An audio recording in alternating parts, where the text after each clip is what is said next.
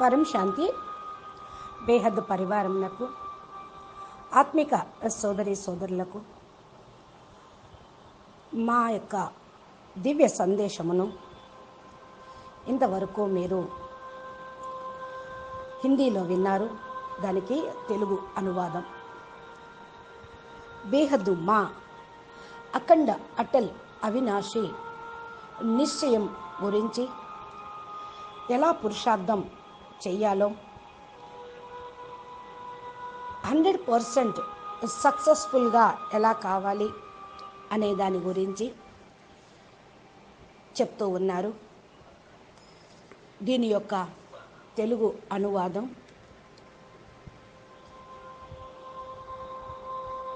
बेहद के बेहद परम परम महाशांति है.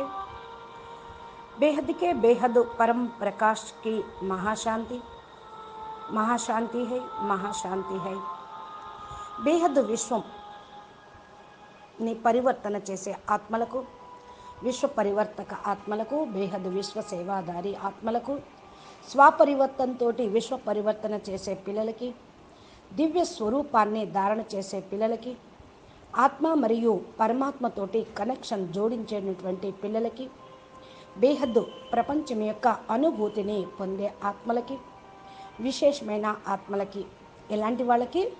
విశేషమైన ఆత్మలకు దాదాజీని తెలుసుకొని పురుషార్థం చేసేటువంటి విశేషమైన పిల్లలకి, విశేషమైన ఆత్మలకి, బేహద్దు ఆత్మలకి, బేహద్దు మా యొక్క హృదయపూర్వకమైన ప్రేస్మృతులు మరియు నమస్తే. నేను ఈరోజు ఈనాటి పురుషార్థము, ఆస్కా పురుషార్థం అని ఏదైతే వస్తూ ఉందో దాని గురించి కొద్దిగా నేను యథార్థమైనటువంటి అర్థం చెప్పాలనుకుంటున్నాను అంటున్నారు మా. దానిలో మాటి మాటికి ఇవే పాయింట్స్ వస్తున్నాయి. బాబా అంటున్నారు, బాబా కార్యక్రమం చాలా స్పీడ్గా నడుస్తుంది అని. ఎక్కడ ఉన్నాడు వాళ్ళ బాబా? ఇది బీకే ద్వారా వచ్చేటువంటి హిందీ సందేశం. దాన్ని మనం తెలుగులో వింటూ ఉన్నాము. ఇక్కడ సూక్ష్మవతనంలో ఉన్నటువంటి ఆకారి బాపుని వాళ్ళు బాబా అంటున్నారు. ఆకారి బాపు ఎవరు? చోటురాం బాపు తన యొక్క కార్యక్రమాన్ని సంపన్నం చాలా త్వరగా చేస్తూ ఉన్నారు అంటూ ఉన్నారు. బాపు కూడా తన కార్యక్రమాన్ని సంపన్నంగా చేయటంలో తొందరపడుతూ ఉన్నారు. కానీ దీనితో పాటు స్థిరత్వం అనేది రావాలి. అనగా శాంతి, ప్రేమ అనేటువంటి కార్యక్రమంలో పూర్తిగా యాక్యురేట్గా 100% ఉండాలి. అప్పుడే కార్యక్రమం సక్సెస్ఫుల్ అవుతూ ఉంటారు. సమయానికి ముందే ఫినిష్ అయిపోతూ ఉంటుంది. సమయాన్ని సమాప్తి చేసేవాళ్ళు మీరే అని బాపూజీ చాలాసార్లు చెప్తూ ఉండేవాడు. సమయాన్ని ముందుకు తీసుకురండి అని అవ్యక్తవాణిల ద్వారా సందేశం కూడా ఉన్నది. ఏదైతే బాపూజీ చాలా పరం శాంతితోటి, చాలా ధైర్యంతో పైనున్న కార్యక్రమాన్ని అంతా చక్కబెడుతూ ఉన్నాడు. ఇది ఎవరికీ కూడా తెలియదు. విషయం మీకు చెప్తూ ఉన్నా ఎంతమంది అర్థం చేసుకోగలరు? పైన జరిగేటువంటి కార్యక్రమం చేసేటువంటిది కూడా మీరు ధైర్యంగా, స్థిరంగా ఉంటూ ఉన్నారు చూస్తూ. బాపూజీ లోపల ఏముందో ఎవరికీ కూడా తెలియదు. ఆయన దగ్గర ఉన్నటువంటి స్థిరత మీకు కూడా అనిపించదు. బాపూజీ దగ్గర ఉన్నటువంటి స్థిరత్వము, ధైర్యము, అనగా జరుగుతుంది, చేస్తాము, అయిపోతుంది పరివర్తన అని. ఇలాగే మీరు లక్ష్యం తీసుకోవాలి.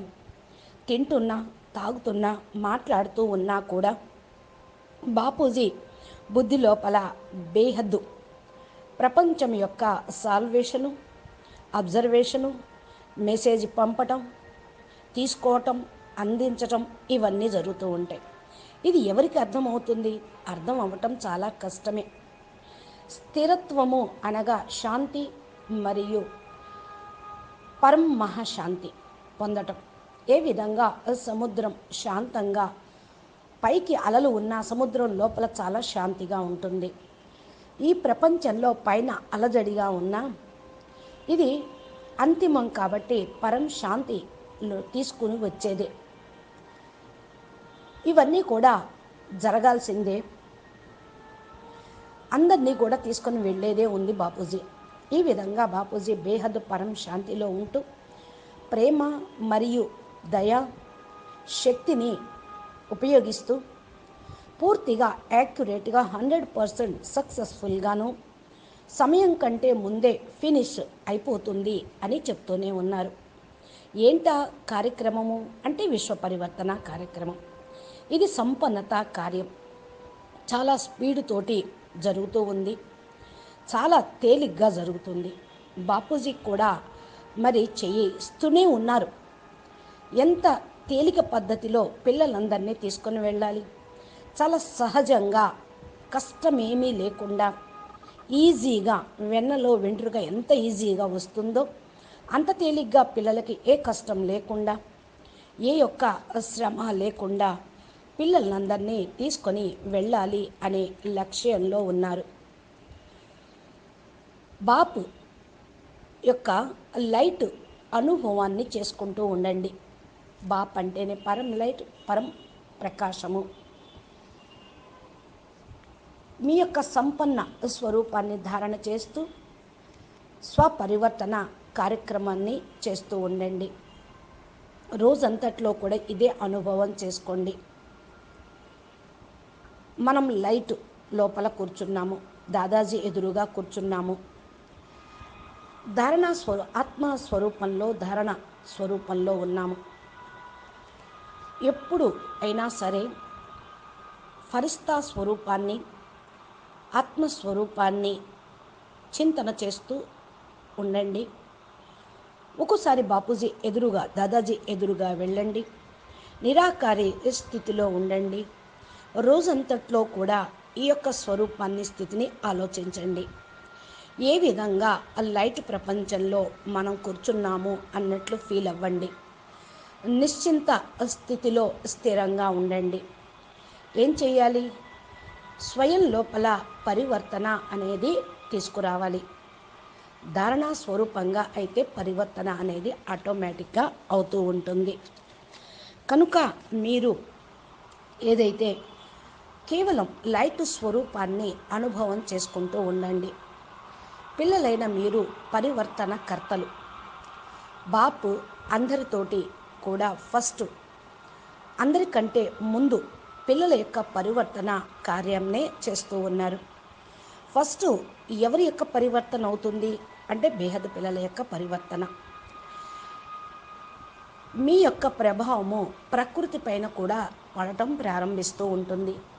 ఎప్పుడైతే బేహద్ పిల్లలు తన యొక్క పరివర్తన కార్యక్రమాన్ని ప్రారంభం చేస్తూ ఉంటారో, లైట్ యొక్క అనుభూతిని పొందుతూ ఉంటారు.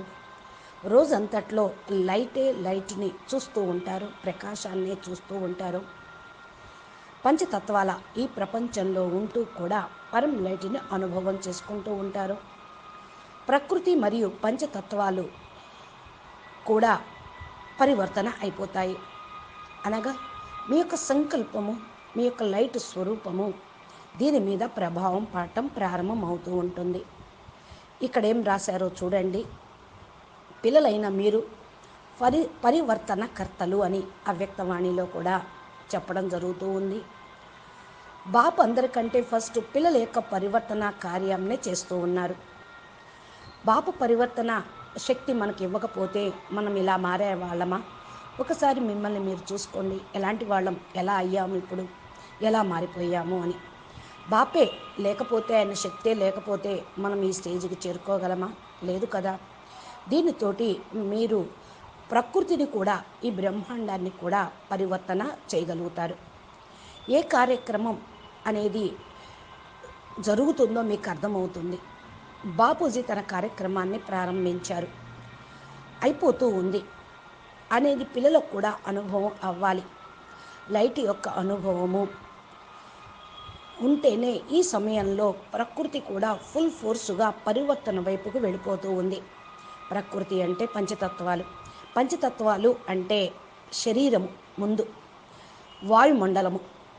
మన సంకల్పాలు వాయుమండలంలోకి వెళ్ళి వాయుమండలాన్ని పరివర్తన చేస్తే ఎలా బ్రహ్మాండం ఉంటుందో అలాగే పిండం ఉంటుంది కాబట్టి ఆ ప్రకృతి వాయుమండలం మన శరీరాన్ని కూడా మార్చేస్తూ ఉంటుంది. మనం ఫరిస్తా స్వరూపాన్ని లోపల లోపల ధారణ చేస్తూ ఉంటే నలువైపులా లైటు కనిపిస్తూ ఉంటుంది. ప్రకృతి కూడా మారిపోతూ ఉంటుంది. ప్రకృతి అంటే పంచతత్వాల వాయుమండలం. ఏ కారణంతో ప్రకృతి కూడా మరి హల్చల్లోకి వస్తుందో, అలజడి అంటే ఏమిటి? అతలావితలం అవుతుంది. ప్రకృతి బీభత్సం, తుఫాన్లు, వరదలు, అల్పపీడనాలు ఇవన్నీ మీరు చూస్తూనే ఉన్నారు. ఏం కనిపిస్తూ ఉంది అంటే పరివర్తన అనేది దీని తర్వాతే జరుగుతుందా అని అంటూ ఉంటారు. మీ యొక్క సంకల్పంతో వాయువు కూడా శుద్ధి అయిపోతుంది, ట్రాఫిక్ కూడా తక్కువైపోతుంది, నలువైపులా ఆహాకారాలు తగ్గిపోతూ ఉంటాయి. అయితే ఇప్పుడు నలువైపులా మరి రోగము ఎక్కువైపోయింది. అందుకనే హంగామా చేస్తూ ఉన్నారు. దీనికి కారణం తోటే ఇలా అన్న భగవంతుణ్ణి వాళ్ళు వెతుకుతూ ఉంటారు, భగవంతుణ్ణి స్మృతి చేస్తూ ఉంటారు. వాయువు కూడా శుద్ధి అవుతుంది, నీళ్లు కూడా శుద్ధి అవుతూ ఉన్నాయి. నీళ్లు మురికిగా ఉన్నాయనుకోండి, దానివల్ల రోగాలు వస్తున్నాయి, కొత్త కొత్త రోగాలు బయటపడుతూ ఉంటాయి. సముద్రంలో కూడా మురికి ఏమన్నా తక్కువ ఏంటి? తీసుకెళ్ళి చెత్త చెదారం అన్ని ఫ్యాక్టరీల యొక్క నెగిటివ్ అంతా కూడా తీసుకెళ్ళి సముద్రంలో పడేస్తున్నారు. ఎక్కడ చూసినా మురికి ఉంది. ఈ ప్రపంచం మొత్తంలో నదులు ప్రవహిస్తూ ఉన్న దాన్ని మురికి చేసేస్తూ ఉన్నారు. కానీ మరి దాన్ని సాఫ్ చేయాలని ప్రభుత్వం పథకాలను వేస్తూ ప్రయత్నం చేస్తూ ఉంది. ఇక్కడ చెత్త వేయటంతో మురికైపోతుంది. ముందు ఫస్ట్ మనుషుల లోపల కూడా మనసులో చెత్త వేసుకుంటూ ఉన్నారు, తమ చింతనలో ఉన్నారు. ప్రకృతిలో ఏదైతే ఉందో అది కూడా క్లీన్ చేస్తూ ఉంది. అంటే బీభత్సం అని కాదు, తుఫాన్లు, వరదలు, కరువు కాటకాలతోటి ప్రకృతి కూడా తన పని తాను చేస్తుంది, సాఫ్ చేస్తూ ఉంది. ప్రకృతి పైన ప్రభావం పడటం ప్రారంభమైంది. ఏ విధంగా పిల్లలు తమ యొక్క అవ్యక్త స్వరూపంలో, ఫరిస్తా స్వరూపంలో ఉంటూ ధారణ చేస్తూ ఉంటారో ప్రకృతి పైన కూడా ఈ ప్రభావం పడుతూ ఉంటుంది. ఇంకా చక్కగా ముఖ్య పాయింట్ రాశారు. మీరు కూడా ఈ ప్రకృతి అనగా పంచతత్వాలతోటే తయారైన వాళ్ళు. మీ తనువులో కూడా ఇవే ఉన్నాయి. పంచతత్వాల తనువు మధ్య లోపల ఆత్మ ఉన్నది. ఆత్మ అవ్యక్త స్వరూపము, ఫరిస్తా స్వరూపము లోపల ఉన్నది. మీరు ఆ యొక్క అవ్యక్త ఫరిస్తా స్వరూపాన్ని ధారణ చేస్తే కొద్దిగా దీని యొక్క ప్రభావం శరీరం మీద కూడా పడుతుంది. అంటే మీ పంచతత్వాలు కూడా పరివర్తన అవుతూ ఉంటాయి. ఇలాంటి పరివర్తనతోటే ఫస్ట్ ఫుల్ ఫోర్సుగా ఆపోజిషన్ చేసిన తర్వాత అది సర్దుకుంటుంది. పరివర్తన అవ్వటానికి ఆ సమయంలో కొద్దిగా ప్రకృతి మీ శరీరం కూడా ముందు వెనక అవుతూ ఉంటుంది. అయినప్పటికీ మీరు నిశ్చయం పెట్టుకోండి, ఏ కార్యక్రమం కోసమైతే మీరు నిమిత్తమై ఉన్నారో అది జరుగుతుంది. ఏ కార్యం కోసం మరి సమయాన్ని వెచ్చిస్తూ ఉన్నారో అది సక్సెస్ అవుతుంది. ఈ యొక్క పని చాలా చాలా విలువైనది. దీన్ని మించినటువంటి విలువైన కార్యం ఇంకొకటి లేదు. అన్నీ సరయ్యేదే ఉంది. కాబట్టి మీరు ఈ యొక్క ప్రపంచాన్ని సరిచేయటం కోసం నిమిత్తమై ఉన్నారు. ఈ ప్రపంచం ఏదైతే ఉందో అది ఇంకా ఎక్కువ కాలం నడవదు. కొద్దిగా నడవనివ్వండి, సరైపోతూ ఉంటుంది. ఇలాగ నడిస్తే లాభం అనేది లేదు కదా. అందుకనే ఇక్కడ మంచి పాయింట్ రాశారు. ఈ కార్యక్రమం మానవులు చేసేటువంటి పనులకు ఏ వాల్యూ లేదు అని. ఇప్పుడు పంచతత్వాలు జీరో వాల్యూ అయిపోయినాయి. ఈ భూమికి విలువ లేదు, అంటే తమో ప్రధానంగా అయిపోయింది పంచతత్వాలు. విలువ లేని దాన్ని పరివర్తన చెయ్యాలి కదా మంచిగా. ఏ విలువ లేదు అంటే సరి చేయాలి, లాభం అనేది ఉంటుంది కదా. ఎందుకంటే మీరు పిల్లలు యొక్క తనువు పరివర్తన అయితే అప్పుడు విశ్వం కూడా పరివర్తన అవుతుంది. అందుకని బాపూజీ చెప్తూ ఉన్నారు, స్వపరివర్తనయే విశ్వ పరివర్తన అని. అందుకే ఆజ్కా పురుషార్థం అంటే ఈనాటి పురుషార్థము అని ఏదైతే మంచి మంచి పాయింట్స్ వస్తూ ఉన్నాయో అది అన్నిటి గురించి చెప్తున్నారు. స్థూలము, సూక్ష్మము, బేహద్దు, సూక్ష్మవతనం అన్నిటి గురించి అర్థం చేయిస్తూ ఉన్నారు. ఫరిస్తా స్వరూపం పరివర్తన అవుతుంది. సాధారణ శరీరం అసాధారణంగా మారుతుంది అని రాసి ఉన్నది. అనగా ఈ శరీరము పంచతత్వాల్లో అయినా ఇది దివ్యమైన ఫరిస్తాలోకి పరమతత్వాల శరీరంలోకి మారిపోతూ ఉంటుంది. ఇది అయస్కాంతం శక్తిలాగా అందరినీ లాగబడుతుంది. ఈ యొక్క శరీరం లోపల పరం లైట్ వస్తూ ఉంటుంది. ఇది అయస్కాంతంలాగా అందరినీ ఆకర్షించినప్పుడు ఈ పవర్తో ప్రపంచమే మారిపోతుంది.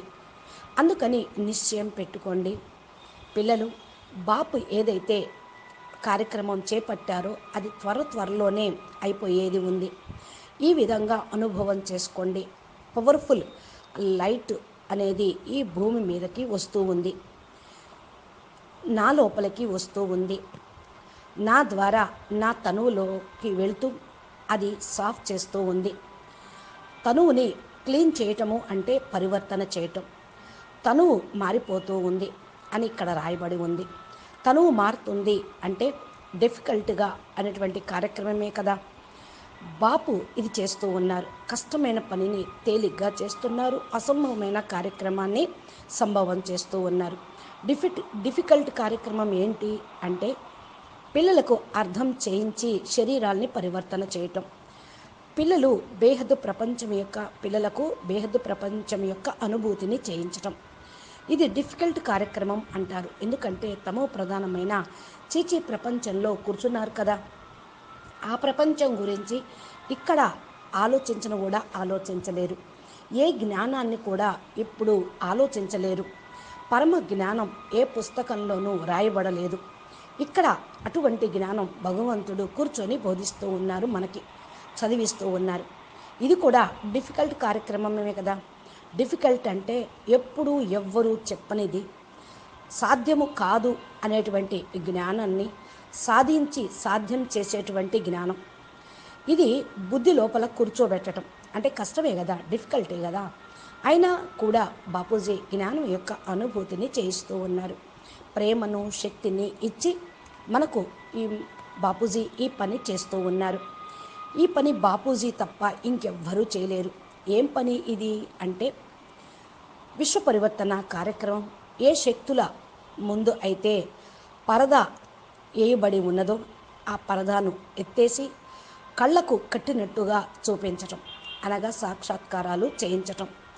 ఎక్కడ వరకు అంటే మన సోర్సు ఎంతవరకు అయితే ఉన్నదో, మన పవరు ఎక్కడి నుండి లభిస్తుందో ఆ పవర్ని వాళ్లకు అర్థం చేయించటం. బాపూజీ పరదా ఓపెన్ చేశారు. ఇక్కడ పవరు అనేది మీ అందరికీ కూడా లభిస్తూ ఉంది. ఎక్కడి నుండి పవర్ వస్తుందో తెలియని వాళ్ళకి అర్థమే కాదు. బేహద్ దాదాజీ అంటేనే powerhouse, lighthouse. Bapuji మస్తకం నుండి ఈ పవర్ అనేది వస్తూ ఉంది. దివ్యమైన పవరు, ఆత్మ మరియు పరమాత్మ యొక్క కనెక్షన్ తోటి వచ్చేటువంటి పవర్. కనెక్షన్ జోడిస్తేనే పవర్ పిల్లలకి అనేది వస్తూ ఉంటుంది. ఇంకా ఏం రాయబడి ఉంది అంటే డిఫికల్ట్ కార్యక్రమం బాపూజీనే చేసేస్తున్నారు చాలా తేలిగ్గా. ఇప్పుడు ఏదైతే మరి కొద్దిగా చేయాల్సినటువంటి సఫాయి ఉంది అంటే కొద్దిగా శుద్ధి చేయాలి, శుభ్రం చేయాలి. ఇక దాని గురించే కొంచెం టైం తీసుకుంటూ ఉన్నారు. టైం రాలేదు అనుకోకండి, అతి త్వరలో అకస్మాత్తుగా జరుగుతుంది, వచ్చేస్తూ ఉంది. ఏది చెప్పి రాదు, ఏది డేటు ఇవ్వటం జరగదు. ఇది పరివర్తన కార్యక్రమం. ఈ పని మీరు స్వయంగా బాపూజీ మీ ద్వారా చేయిస్తూ ఉన్నారు. ఈ యొక్క లైట్ స్వయాన్ని మిమ్మల్ని మార్చేస్తుంది. ఇంకా చూడండి ఎంత మంచిగా ఈ పాయింట్స్ తీస్తూ ఉన్నారో, చెప్పిస్తూ ఉన్నారో. ఆకారి బాపు చోటురాం బేహద్ ఆకారి బాపు దాదా చెప్తూ ఉన్నారు. కొద్ది సమయం మిగిలి ఉంది, కొంచెం పని మిగిలి ఉంది అంటూ ఉన్నారు. పరివర్తన అనేది అతి త్వరలో జరుగుతుంది. ఏదైతే లైట్ బయటపడుతూ ఉందో పిల్లలకు కూడా ఆ లైట్ వచ్చేస్తే స్వయం పరివర్తన అయిపోతారు. ఈ కార్యక్రమం జరిగేదే ఉంది. ఇప్పుడు కార్యక్రమం అంతా ఆటోమేటిక్గా అయిపోతుంది. ఎందుకంటే ఈ ప్రాసెస్ చాలా స్పీడ్గా నడిచేది ఉంది. బాబా అంటూ ఉన్నారు ఆస్కా పురుషార్థంలో, అనగా బాపు తమ పిల్లలను కష్టాలను మరి ఇముడ్చుకుంటూ ఉన్నారు. పిల్లలు కష్టపడితే తండ్రి చూడలేడు కదా. అందుకని మీకే విద్యను బోధిస్తూ ఉన్నారు. విద్య ఎవరైతే చక్కగా చదువుకుంటూ ఉంటారో వాళ్ళు పారంగతం అవుతారు, పాస్ అవుతూ ఉంటారు. అందుకనే బాపూజీ ఏదో ఒకటి మీకు వరదాన రూపంలో ఇస్తూనే ఉన్నారు. మీరు ఖుషిగా ఉండండి అని చదివిస్తూ ఉన్నారు, పిల్లల్ని ఖుషి చేస్తూ ఉన్నారు. వేరే కార్యక్రమము అనేది మీకేమీ లేదు, బాధ్యత అంతా బాపుదే. కాబట్టి మీరు దేని గురించి ఆలోచించద్దు. బేహద్దుకే బేహద్దు పరం ప్రకాశము, దివ్యమైనటువంటి శాంతి, పరం పరం మహాశాంతి హై, మహాశాంతి హై, మహాశాంతి హై, బేహద్దు పరం ప్రకాశం మహాశాంతి అని తప్పకుండా సంకల్పం చేయండి.